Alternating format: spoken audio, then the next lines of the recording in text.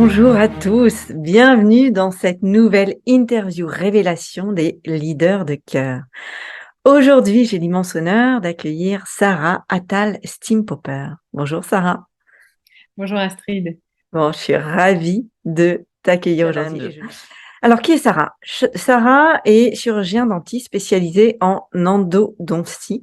Alors, l'endodontie, elle vous expliquera ce que c'est beaucoup mieux que moi. C'est une particularité, une spécialité dentaire. Elle est également la fondatrice de l'Institut Endosophie, qui est une université d'enseignement de l'endodontie, justement. Elle est également maman de 3 enfants, dont une jeune fille autiste. Ma chère Sarah, j'ai hâte que tu nous partages ce qui t'inspire au quotidien et ce qui t'a amené à tout ceci, parce que maman de 3 enfants, une enfant autiste, un cabinet dentaire et créer une université avec un diplôme international, il me semble, toute seule. Oui, toute seule, ça c'est vrai. Voilà. Ça, c'est vrai. Nous voulons tes secrets, ton histoire, tes révélations. Nous voulons tout savoir. Je te laisse. Ah, ça va être long. Non, mais bon, il n'y a pas de secret, il y a un parcours en fait, hein. On n'a jamais l'idée de ce qu'on va devenir, et puis ça se déroule au fur et à mesure avec ce qu'on est et ce qui nous arrive. Donc ça, c'est certain. Moi, j'ai commencé à être maman avant d'être une professionnelle engagée. Donc, j'étais mariée, j'avais une situation très confortable. J'avais déjà mon cabinet, mais je le faisais vivoter pour m'occuper de mes enfants. Et je m'en rendais pas vraiment compte, en fait, hein. J'étais pas non plus très heureuse dans mon quotidien, mais j'étais pas malmenée.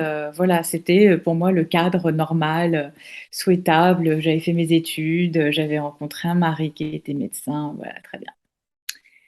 Et puis, quand même, au fur et à mesure du temps, c'est sûr qu'il y a une passion qui m'a toujours habitée, c'est de lire beaucoup, de m'intéresser à pas mal de choses, d'adorer l'art, d'avoir ce côté très développé, d'aller toujours à des expos, des musées, des concerts, et pas du tout pour faire, mais par goût. Donc, je pense que ça Te donne une nourrit? certaine liberté. Ouais, c'est Oui, quelque chose qui te nourrit. voilà, complètement. Et puis finalement, c'est comme lire des expériences diverses et variées et arriver à intégrer plusieurs façons de vivre sans les vivre. Donc ça, c'était sympa. Si je la raccourcis un petit peu, bon, dans mon couple, ça a commencé à être un peu différent parce que justement, ça bougeait pas du tout et que moi, j'avais envie d'avancer et je savais pas ce que je voulais, mais je savais que j'avais des ambitions de vie fortes et des envies de vivre des choses importantes et ça collait plus avec les objectifs de mon mari. Donc ça n'allait pas. Et ce qui nous est arrivé, c'est qu'on a une troisième enfant qui a été diagnostiquée autiste. Donc le démarrage réel, il est là. C'est un couple qui va pas bien, une envie pour moi d'évoluer très forte parce que j'avais fait mes 3 enfants et je les avais fait jeunes. J'avais commencé à 25 ans, donc t'imagines, c'était jeune, hein.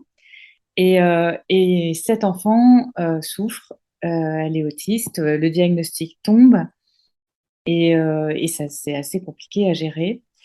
Et surtout que le couple a volé en éclats à ce moment-là, puisque mon ex-mari à l'époque n'arrivait pas à le vivre. Ce qu'aujourd'hui, je peux comprendre très bien. À l'époque, j'étais dans la situation de «Ah, il n'est pas à la hauteur», des Mm. clichés, cette espèce de cliché que l'on a du père, de sa façon de se positionner en tant que mari, en tant que père, qui collait pas du tout à ce que j'avais décidé d'en faire quand même pour lui. Et aujourd'hui, j'ai beaucoup plus d'empathie avec son incapacité de l'époque à accepter ça. En tout cas, il a accepté qu'on divorce parce que il m'a demandé de m'occuper de ça, de Cécile, et il m'a dit qu'il ne pourrait pas le faire, ce qui au fond est une bonne chance parce que au moins c'était dit. Et c'est donc moi qui ai décidé qu'on divorçait. Donc quand même la culpabilité, ouais, tu vois. Qu'est-ce qui s'est passé vraiment à l'intérieur de toi à ce moment-là? C'était quoi? C'était quoi? Parce qu'il y a eu Alors un gros shift à ce moment-là. oui, mais c'est pas un shift qui s'est produit en un jour comme toujours chez moi. C'est-à-dire que moi, ça faisait déjà 2, 3 ans que ça n'allait pas. Et justement, Cécile avait 2, 3 ans. Et cette troisième enfant déjà tirait un peu sur notre couple, entre guillemets, dans le fait d'avoir été créé. Et en fait, j'étais déjà en réflexion puisque je suis un petit peu terrible dans mon genre, on avait un appartement qui nous appartenait, je l'avais vendu. J'avais imposé le fait qu'on le vende, qu'on sépare l'argent sur 2 assurances vie. Les mots sont pas anodins. Et puis, j'avais demandé à ce qu'on loue un appartement très chouette, d'ailleurs, qui était à côté de mon cabinet, parce que j'en avais marre de me plier en douce pour tout le monde, de faire plein d'allers-retours dans tous les sens, pour que mon mari puisse aller en voiture travailler, depuis l'appartement qui lui plaisait, le quartier qui lui plaisait, mais qui ne me plaisait pas du tout, et que moi, je me farcisse toute la vie familiale. En gros, j'en étais là, à ce moment-là, avec un ras-le-bol énorme et une charge mentale délirante, puisque je m'occupais des trois et qu'il ne se passait strictement rien du côté de Martin, mais c'est sa nature. Aujourd'hui, je n'ai aucune rancœur avec ça. Donc, j'ai mis notre couple en location et c'est vraiment ce que je lui ai dit. Et d'ailleurs, la famille de mon ex-mari m'a dit, mais pourquoi vous faites ça? Je dis, bah, parce que je nous mets en location. Donc, j'ai prévenu. Et ça, c'est un truc qui m'est resté toute ma vie. Toute ma vie, j'aurais prévenu de ce que j'allais faire. Et toute ma vie, personne ne me croit. Mais tu vas au bout de ce que tu as dit, de ce que tu as dit Toujours, systématiquement. mais toujours. Et je préviens. C'est Et comme mais si. comment tu réagis justement à la... Parce que là, les personnes qui nous écoutent, il y en a beaucoup, tu vois, ce que toi, tu préviens, mais finalement, tu n'en avais rien à faire de ce que les autres allaient te renvoyer parce que tu étais déterminé, enfin, ou ça te touchait quand même. Ça me touchait énormément. Mais il y a et même, je dirais que j'ai longtemps été calibrée sur ce que l'autre me renvoyait. Sauf qu'il y avait certainement un petit train de fond qui voulait dire que quand même, je trouvais, à mon échelle, que j'avais fait beaucoup d'efforts et que j'avais vraiment donné tout ce que je pouvais à l'élaboration du métier de mon mari au détriment du mien pour ma famille et mon mari, et que là, ben, en fait, il y a un moment où je pense qu'on sait, qu'on se l'avoue ou pas, qu'on a atteint un point où il va falloir faire quelque chose pour soi. Oui, il y a un point de non-retour en fait, à un moment donné. Ouais. Il n'y a pas de point de basculement. Mais ce point de basculement arrive aussi à un moment donné parce que là, je vais le dire pour les personnes qui nous écoutent, en fait, souvent quand on n'arrive pas à poser ses limites, parce qu'on est trop gentil, on est trop empathique et on pense que on peut faire un effort pour l'autre parce qu'on l'aime, parce que et finalement on va tellement loin dans le non-respect de soi et dans le non, je pose mes limites, qu'arrive un moment ça devient insupportable pour nous et on finit par détester l'autre qui finalement en soi est pas forcément même pas responsable de ce qui se passe puisque c'est une création de nous, on s'est pas écouté en fait. Exactement. Et je peux même dire que c'est nous-mêmes qui l'avons créé, cette Oui, c'est situation. ça, c'est une Voilà. propre, enfin ouais, c'est Voilà. bon après voilà, je dis souvent dans un couple c'est une co-création, Oui. mais il faut vraiment prendre sa part de Ah responsabilité. ouais. Ouais. Est-ce qu'on n'est pas, enfin à l'époque, j'étais pas du tout prête à prendre cette part-là, hein. Mm. J'étais plutôt vindicative et plutôt terrible dans l'énoncé des choses, des fautes éventuelles de l'autre. D'autant que j'avais une espèce de panneau d'honneur où on pouvait voir l'ensemble de mes tâches bien accomplies. Donc j'avais une espèce de, moi, Sainte Sarah, je vais te dire que toi, tu es tu es en défaut, mais pas moi. Et ça m'a pris beaucoup de temps de voir à quel point je l'avais été aussi par rapport à moi-même et par rapport à l'autre. L'altérité et la découverte de l'autre, ça prend du temps quand même. Qu'est-ce qui t'a permis justement, ça a été un processus ou est-ce que il y a eu des moments charnières de prise de conscience en fait de ta responsabilité, qu'on a tous, hein, on a tous co-créé des Ah, choses qui nous ont pas convenu à un moment donné. la responsabilité, il y a plein d'étapes dans la vie qui permettent de le comprendre. D'abord, le divorce est une étape qui Mm. est extrêmement douloureuse et qui remet bien en question quand même certains des postulats. Voilà. Et au fur et à mesure, et les rencontres qu'on fait après, amoureuses, qui nous mettent devant d'autres problèmes. Et là, la nouvelle personne rencontrée, Dieu sait que j'en ai fait deux rencontres absolument terribles après, parce que mon mari à côté, c'était un ange, qui m'ont bien montré à quel point mes défauts étaient profonds aussi, et en quoi j'avais pu, même si c'est pas grave, être terrible dans mes jugements et affirmative, assertive, j'allais dire. Vraiment, c'était mes défauts. Mais j'avais aussi une grosse qualité, c'est-à-dire que j'ai un cœur généreux et que j'avais été capable de donner beaucoup. Donc on peut se pardonner, hein. Il y a en fait c'est des allers-retours entre des moments où on va comprendre qu'on était quand même dur et d'autres où on se dit qu'il y avait quand même des raisons de l'être, etc. Et qu'à un moment donné, bah, je dirais que maintenant j'ai 50 ans et qu'à l'époque j'en avais 35 quand même, hein. Ça s'est fait en 15 ans. C'est aujourd'hui que je sais qu'il y a un ensemble, un équilibre qui arrive où on est comme on est. Voilà. Retrouver l'estime de soi et s'accepter Voilà. avec ces deux polarités, ombre et lumière. Voilà. Et puis quand on arrive à comprendre, bah, grâce à de très bons coachs, que la partie d'ombre est une partie très intéressante, qu'il ne faut surtout pas chercher à être que lumière et qu'il faut savoir se servir de son ombre aussi parfois. Ça m'a beaucoup servi en tant que guerrière. Eh bien, voilà, et d'autres vont souffrir de ce qu'on fait, d'autres vont nous trouver délétères, inappropriées, injustes, irrégulières, tout ce qu'on a pu me dire. Tu changes tout le temps d'avis. J'ai jamais changé d'avis, sauf que je le dis pas toujours, c'est tout, c'est pas pareil. Donc, c'est mes défauts. On apprend à connaître sa façon de fonctionner et je pense que le chemin, c'est comment je fonctionne. Qu'est-ce que je veux? Et justement, le fait de petit à petit découvrir, en fait, moi je parle d'écosystème, ton propre écosystème, et du coup d'accéder à tes désirs, parce que finalement, tant qu'on n'a pas accès à son mode de fonctionnement et à son écosystème, on ne sait pas trop ce qu'on aime et ce qu'on désire profondément. À partir du moment où justement tu as commencé de quel moment tu as commencé à t'autoriser à prendre le chemin de tes désirs profonds? Alors ça, malheureusement, moi, j'en suis passée par, à chaque fois, ça a été des moments de grande douleur. Mmh. Donc, l'annonce du diagnostic de Cécile est un moment de grande douleur et je pense que c'est vraiment le point de départ de je vais devoir m'autoriser. Parce que ce qui m'arrive est tellement dur que si je ne m'autorise pas, je vais mourir. OK, donc ça a été une autorisation à quoi? À, à vivre ce que je voulais vivre pour moi-même. Donc ça, je sais qu'on en a déjà discuté toutes les deux, mais à ce moment-là, quand le diagnostic de Cécile est tombé, et en plus ça a été très dur parce que j'étais seule avec la pédiatre qui me disait l'ensemble des choses, la prise en charge du handicap, la déclaration du handicap, comprendre que ce n'était pas une maladie mais un état. Tout ça, c'est une révolution dans la tête d'une mère. Et je me suis dit, d'accord, ça lui arrive, j'ai la force, mais je ne l'aurai que si je fais carrière pour moi. Donc, je me suis dit, ok, mais je ne vais pas dédier mon temps à cet enfant tout le temps. Toute ma vie ne sera pas à elle et une partie de ma vie va m'appartenir dans laquelle je vais complètement me développer et exister. Sans quoi, je ne serai pas capable de m'occuper d'elle, je vais couler.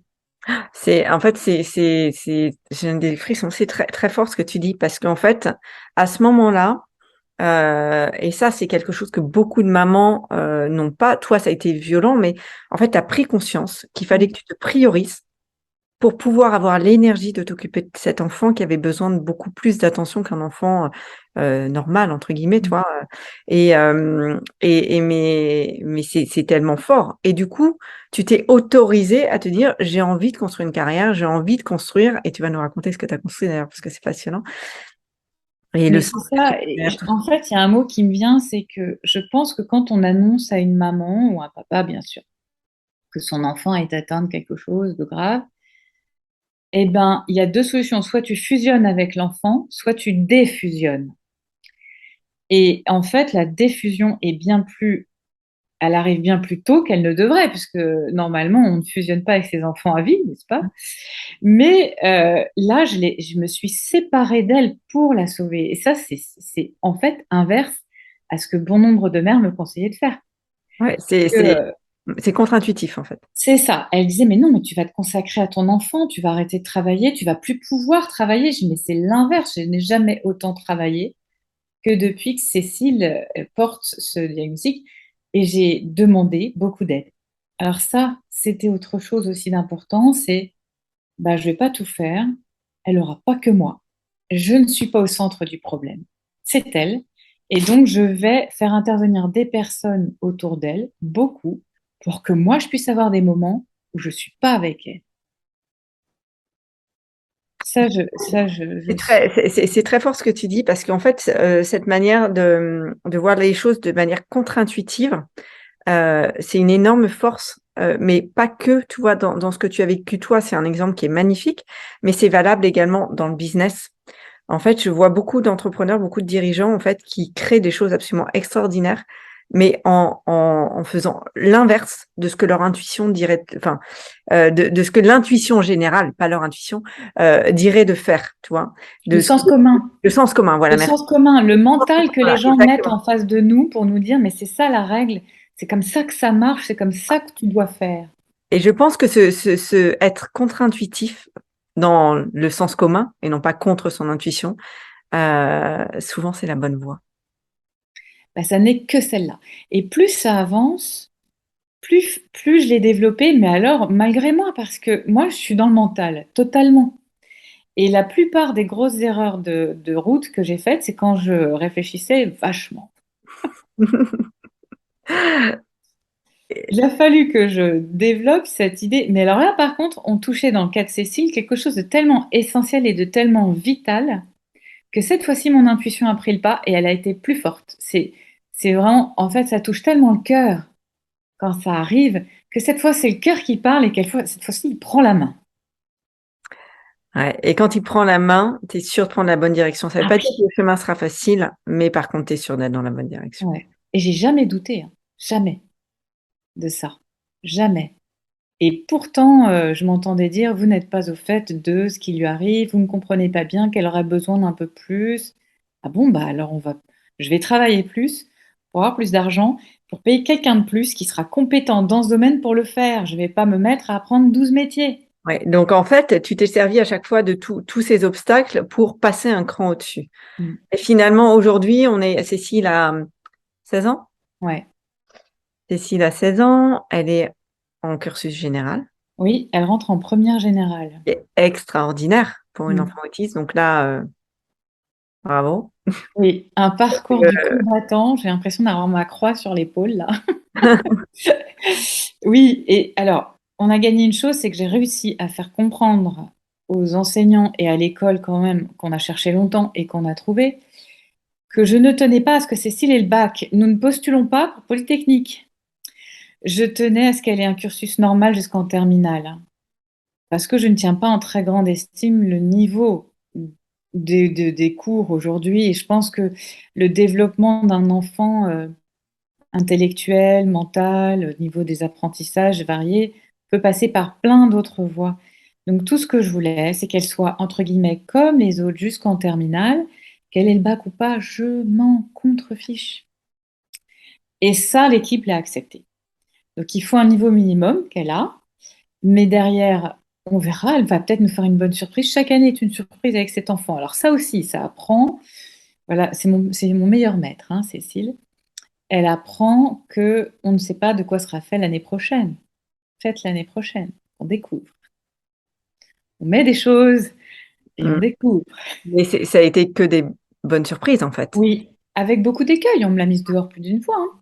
Ah ouais, ouais. Donc, il y a eu ce parcours du combattant pour Cécile et à côté, ta carrière que tu as construite.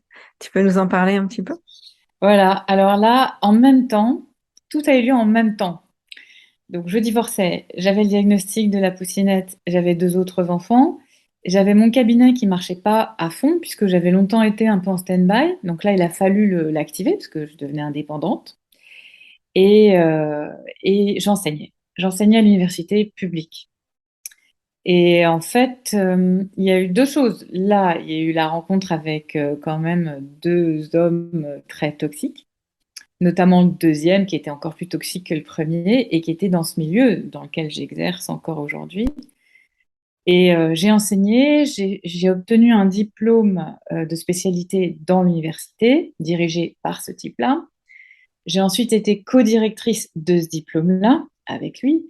Puis on s'est séparés, parce que bien sûr, on a eu entre 2, 3 ans ensemble. Et en fait, il y a eu plusieurs choses. Donc, encore une nouvelle douleur, c'est-à-dire le fait d'avoir rencontré quelqu'un d'extrêmement toxique qui me mettait à bout, alors que moi, dans ma vie personnelle, c'était déjà assez chargé, mais en même temps, qui m'a ouvert des domaines énormes. Je pense qu'une de mes choses, une de mes forces, c'est de prendre tout ce qu'on me donne.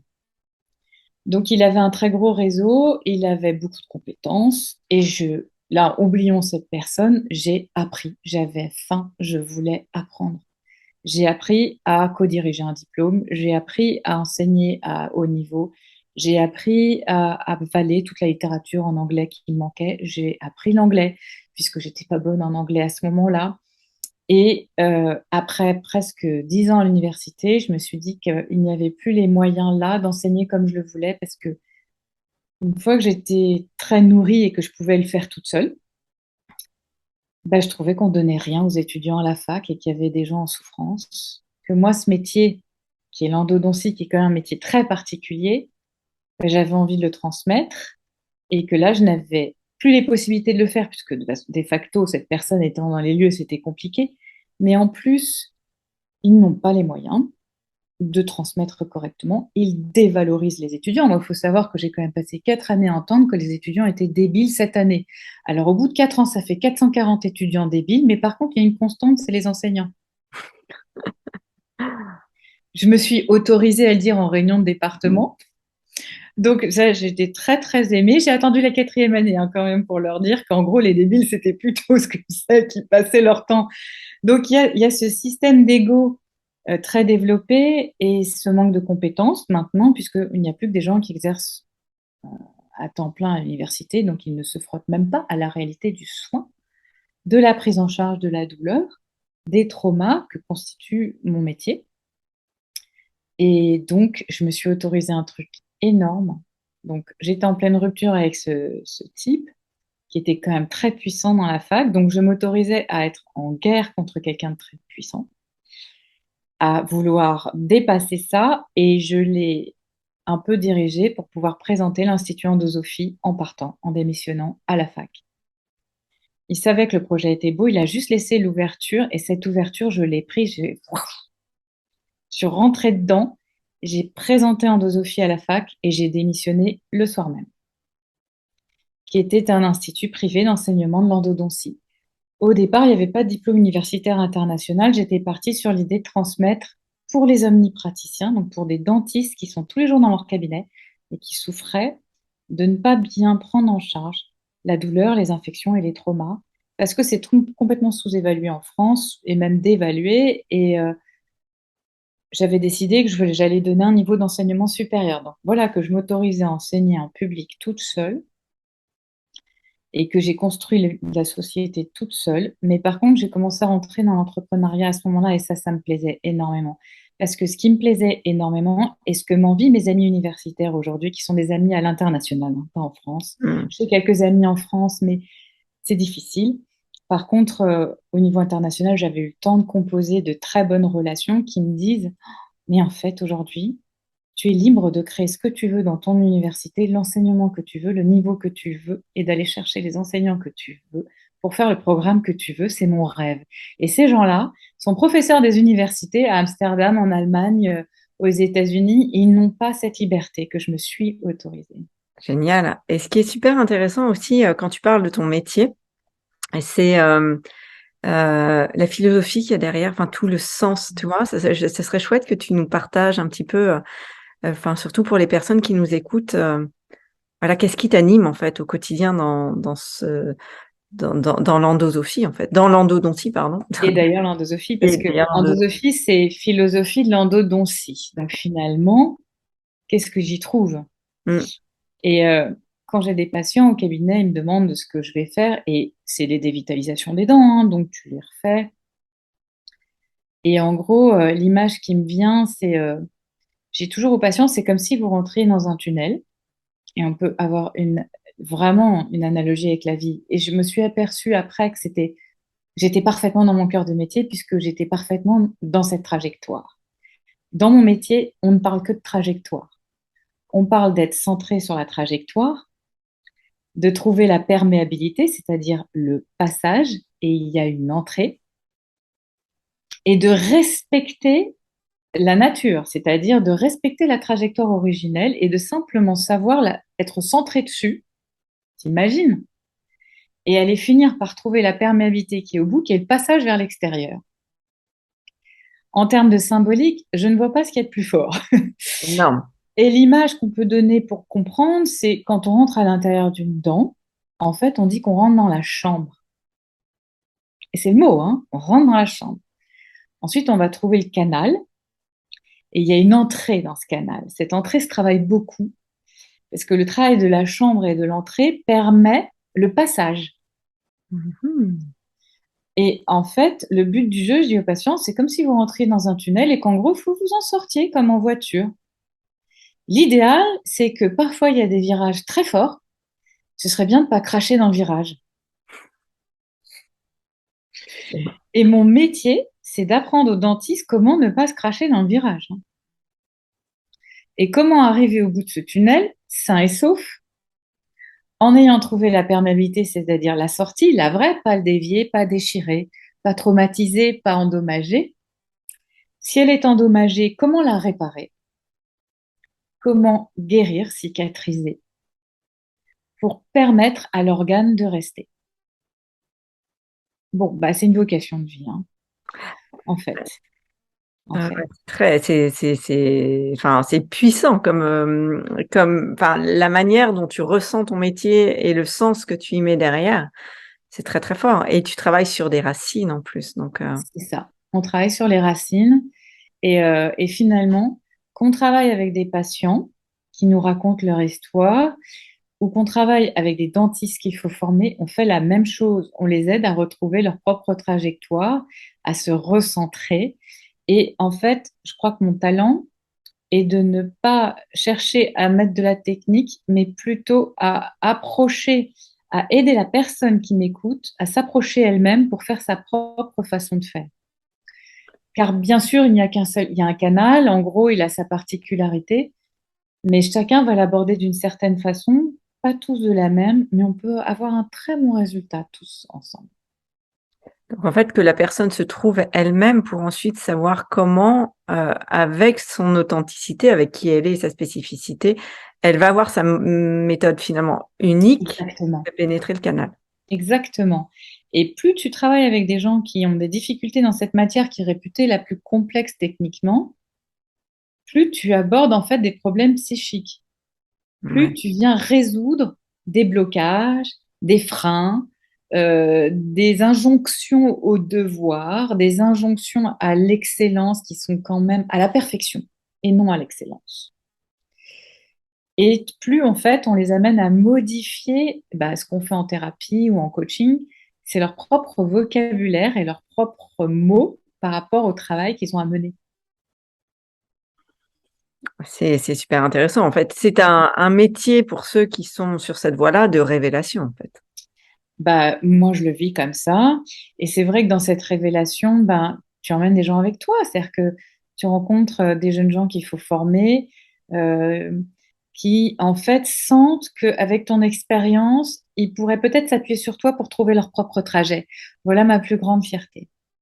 Et Super. au fond, je fais ça toute la journée dans les dents de mes patients. Alors, ce que je trouve extraordinaire dans ce que tu nous partages, c'est heu,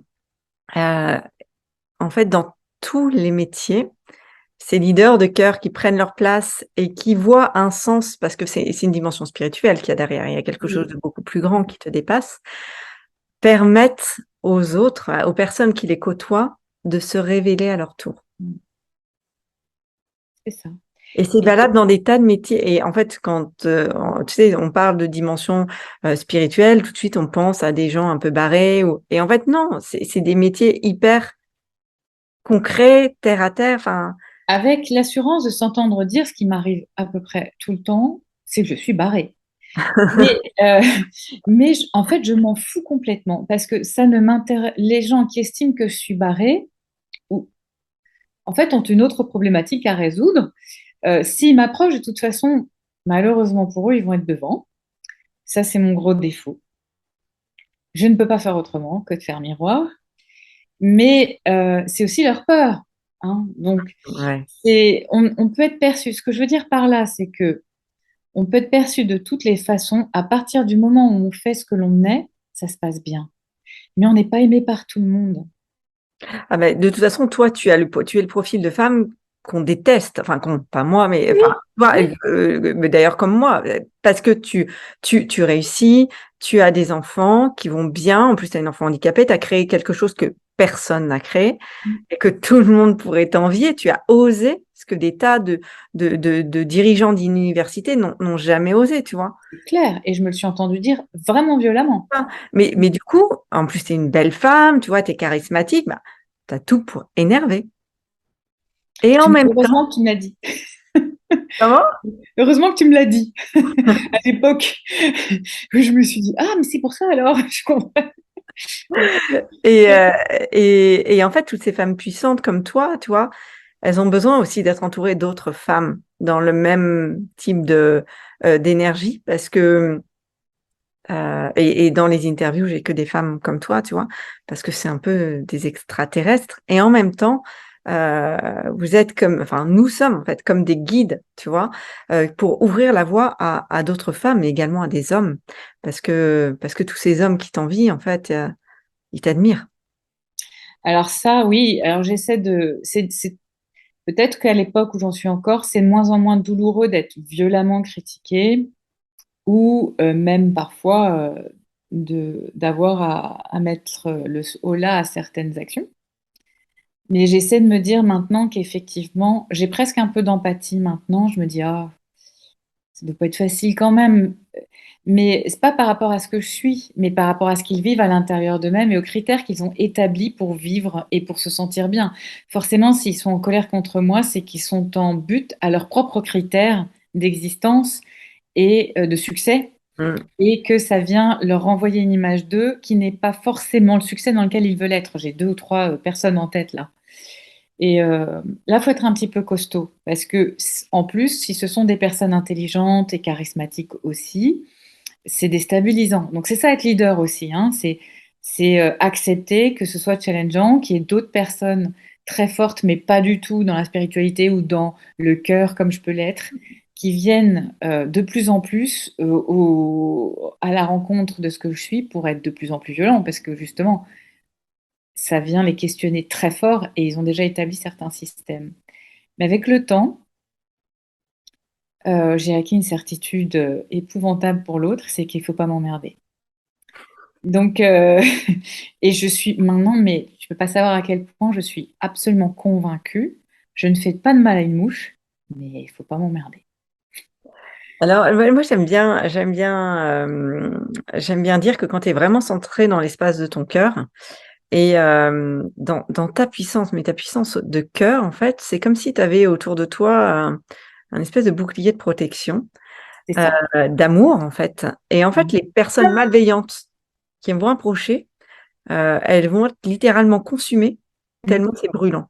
Oui, Mais elles ne peuvent pas te toucher. non. Et ça, vraiment, j'aimerais vraiment que les gens l'entendent. Parce Mhm. que au fur et à mesure de la progression, même si on nous le dit, on se dit, quelle chance ils ont d'y être.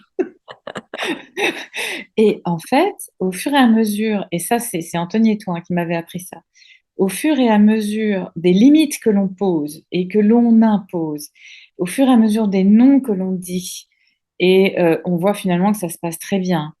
Et au fur et à plus ça va, plus on ose imposer ce que l'on veut, et avec le risque que cela comporte, mais finalement, nous en sommes les seuls à assumer la responsabilité. Et plus ce bouclier et cette aura se constituent, et bien sûr qu'il nous arrivera plein de choses. Bien sûr qu'on aura encore plein d'échecs, mais on trouvera ça normal. Ouais, ce sera perçu différemment. En fait, plus tu poses tes limites justes par rapport à qui tu es, mais vraiment dans ton essence, tu vois, le plus juste possible. Et c'est ça la difficulté, c'est d'arriver dans cette justesse, trouver sa note juste et respecter sa note pour éviter qu'elle soit dégradée, tu vois. Mm. Et ça veut dire effectivement prendre des décisions, poser des choix, poser des limites pour se faire respecter. Mais on passe dans une dimension d'amour de soi qui est encore plus, enfin, à un autre niveau. Mais en fait, c'est que de l'amour. Clairement, Et, clairement. et c'est de l'amour et du respect. Et en t'aimant et en te respectant toi, tu vas en fait envoyer à l'autre un signal que j'ai confiance dans ta capacité, dans ta puissance, à toi aussi t'aimer profondément et te respecter. Donc tu vas pas aimer peut-être ma manière de moi me positionner et de m'aimer et de me respecter, mais grâce à ça, tu vas apprendre, parce que tu es en capacité de le faire, à toi aussi t'aimer et te respecter. Alors, ce que je voudrais apporter à ça, qui est très vrai, c'est profondément ça, c'est que longtemps, j'ai voulu poser exactement ça, mais en attendant que l'autre m'adoube. Mmh, C'est-à-dire que j'étais quand même, c'est comme si tu envoyais quand même le mauvais signal. C'est-à-dire que tu es là en train de poser ta limite, mais tu attends que l'autre te dise, ah, mais c'était bien ça qu'il fallait faire. Or, c'est pas ça le message. mmh, Le message, c'est qu'à un moment donné, on ne réfléchit plus aux conséquences c'est ça. ni à l'image que l'on produit, image d'ailleurs supposée. Et ça, c'est énorme. Le jour où j'ai compris qu'il ne fallait pas faire de suppositions sur ce que l'autre pensait, que quand bien même il te le disait, ça n'était peut-être même pas ce qu'il pensait, et qu'à partir du moment où on arrête de se dire qu'est-ce que va penser l'autre de mon action, ou j'agis pour que l'autre pense, ou j'agis pour que l'autre me dise, et le jour où ça ne vient plus de l'extérieur vers soi, mais complètement de soi vers l'extérieur, ce jour-là, on a en fait envoyé un autre signal.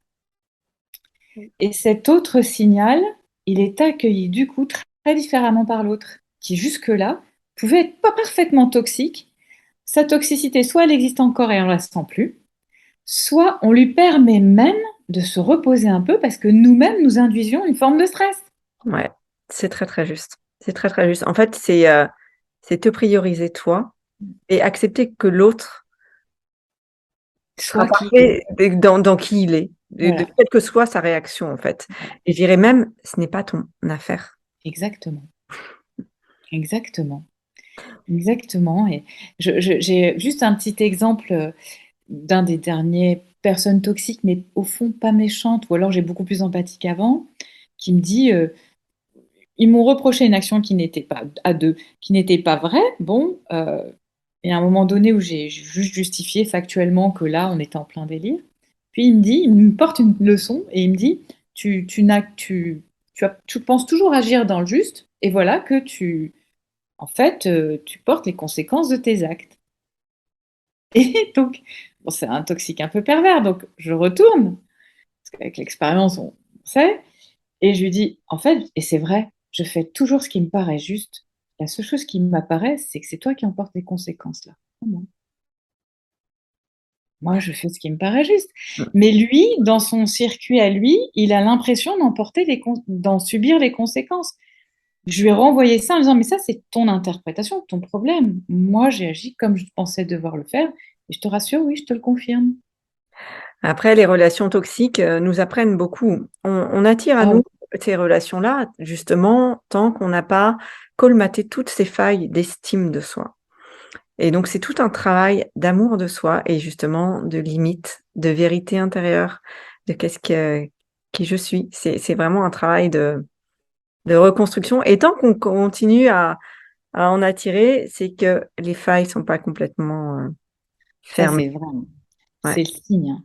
Mmh. Il y a eu un switch là cette année sur le fait que je trouve que les gens autour de moi sont devenus gentils. C'est très bon ça.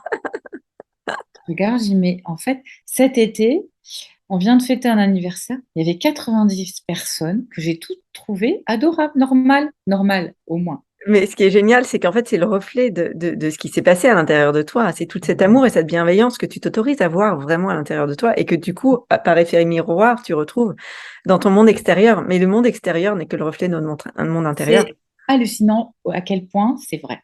Ah, C'est je suis trop hallucinant. heureuse. Bon, c'est beau, hein, c'est puissant. Alors, je sais pas comment ceux qui nous écoutent là, vous percevez tout ça, mais si vous ressentez, il y a beaucoup, beaucoup. Je pense qu'il faudra le réécouter cette interview. N'hésitez pas à l'écouter plusieurs fois parce qu'il y a vraiment des pépites, il y a des choses très précieuses que tu nous as partagées, Sarah. Et Oui, il y a des petites choses tellement importantes. C'est un petit travail, c'est ce que tu disais, hein, c'est du sur-mesure régulier. Et la dernière chose que j'ai apprise récemment, c'est l'importance des mots que l'on se dit. Ah, puissance c'est du verbe. Mm, fou. Et ça, alors ça me touche au plus haut point parce que au commencement était le verbe. mm.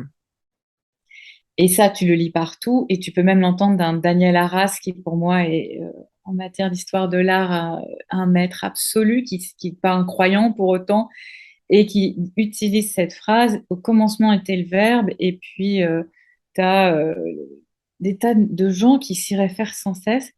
Mais la façon dont on utilise les mots change la vie intérieure que l'on a. Ah, et merci pour cette pépite parce que ça, mais c'est tellement puissant, mais tellement puissant. Et même quand, tu vois, là, du coup, là, je suis en train de switcher sur quand on écoute le mot, tu vois, puissant, un puits de sens. Tu vois, Mhm. tu vois, tous les mots, quand on les écoute dans le langage des oiseaux, nous donne encore plus de sens, en fait. Donc, écouter le sens caché des mots et ressentir la vibration du mot. Ouais. Et c'est vrai que les mots qu'on utilise sont extrêmement, extrêmement forts et, comme on dit, euh, tu crées ta réalité. Il porte une intention. C'est ça.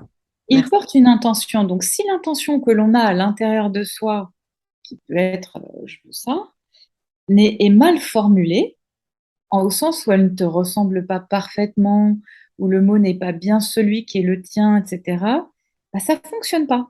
Mm. Et ça, c'est dans les accords Toltec aussi, qui sont Ouais. simples à lire et que j'aime beaucoup. Il disait que la parole devait être impeccable. Et je me suis dit, ça veut dire quoi, impeccable? Parfait? Non. C'est Je suis- authentique, c'est ouais. juste, c'est posé. Mais effectivement, par exemple, j'adorais Cancanet. T'as vu celle-là, comment elle est habillée? Pff, elle est grosse, oh, quelle horreur. Je ne le fais plus jamais. Parce que je n'en ai plus jamais envie. Quand je vois quelqu'un qui est mal dans sa peau pour une raison ou une autre, j'éprouve beaucoup de douceur. J'aimerais lui apporter cette douceur qu'elle ne s'apporte peut-être pas. Et j'essaie de pas supposer. Mais avoir une parole impeccable, c'est ça, c'est la puissance du verbe. Mm. C'est la même chose. Beaucoup à dire sur la puissance du verbe. Et j'ai fait une interview d'ailleurs de Philippe David Steller, dont c'est le métier en fait. Il a écrit des Ah, livres sur la puissance du verbe, la parole qui éclaire votre chemin. En fait, c'est des petits verbes, des petites, et c'est d'une puissance, c'est impressionnant, mm, impressionnant. Bon, mm. merci Sarah. Est-ce que tu Avec as envie plaisir. de compléter avec quelque chose ou Non, non d'être doux avec soi, parce que je n'ai pas du tout été avec moi. Euh, c'est d'aimer chaque petite chose, d'apprendre à, dès qu'on a un petit instant de joie, ou de vraiment de s'en rendre compte tout de suite et de l'attraper. Ça, c'est très important. pour mettre des jolis souvenirs dans les tiroirs? Ouais, voilà. Et puis ainsi de suite. Il y a des jours très bas, et il faut savoir qu'on remonte, et puis qu'on est peut-être ainsi fait. C'est pas grave. Voilà. On devient de plus en plus fort en grandissant. Merci Sarah pour ces beaux partages. C'était très puissant. Merci à toi de Je- m'avoir donné cette occasion. Bah, écoute, c'est un honneur, vraiment, Mm, vraiment. partagée. Et bah, écoutez, je vous laisse, du coup, vous tous qui nous écoutez, laisser un petit commentaire, nous dire un petit peu si vous avez des questions, comment vous avez ressenti cette interview. En tout cas, c'était un plaisir pour nous de passer ce moment avec vous. Ma chère Vraiment. Sarah, je te dis à très bientôt et Au je vous revoir. dis à tous à très vite dans une prochaine interview. Au revoir, Astrid. Au revoir Sarah.